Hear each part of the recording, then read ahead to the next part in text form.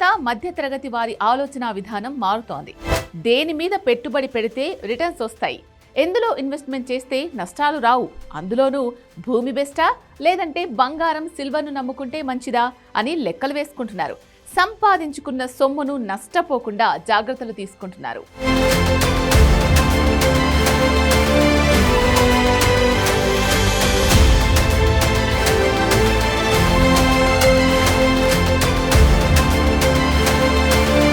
Gen Z millennials future గురించి ఆలోచిస్తున్నారు.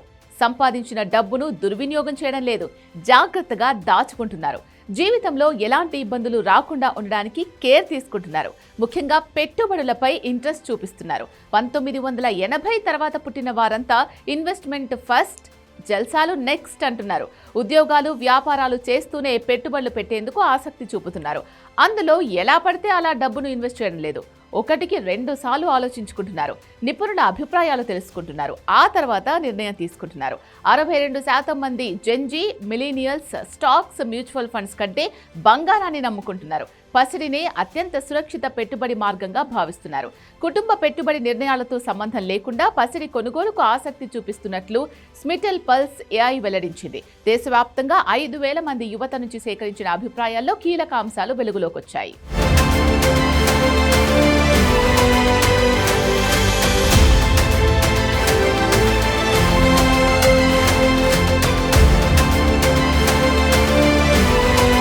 దేశంలో ప్రస్తుతం 66.7% వరకు పసిడి కొనుగోళ్లు వ్యక్తిగత నిర్ణయాల ఆధారంగానే జరుగుతున్నట్లు సర్వేలో తేలింది. తమ కుటుంబం చేసిన పసిడి కొనుగోళ్ల అంశంలో తామే నిర్ణయం తీసుకున్నామని 42.3% మంది యువత తెలిపింది. తల్లిదండ్రులు లేదా కుటుంబంలో పెద్దవాళ్ల నిర్ణయమని 40% మంది వెల్లడించారు. 5 గ్రాముల లోపే పసిడి కొన్నామని 61.90% మంది చెప్పారు.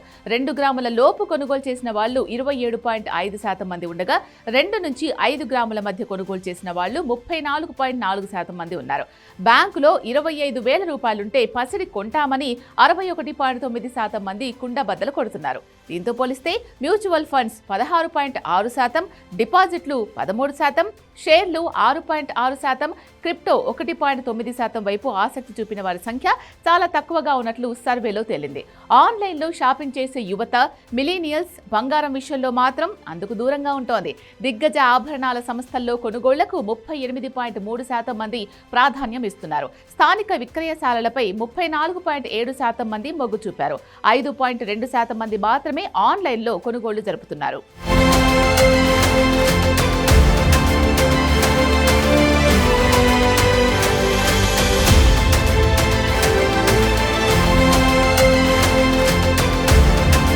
ప్రపంచవ్యాప్తంగా ఆర్థిక అనిశ్చితులు కొనసాగుతూ ఉండడంతో పెట్టుబడుల విషయంలో ఆలోచించి నిర్ణయం తీసుకుంటున్నారు. అనిశ్చితులు ఉన్నప్పుడు బ్యాంకుల్లో డిపాజిట్ చేయడం, MFలు, షేర్ల కొనుగోలు కంటే పసిడిలో పెట్టుబడి ఉత్తమమని 65.7% మంది అభిప్రాయపడుతున్నారు.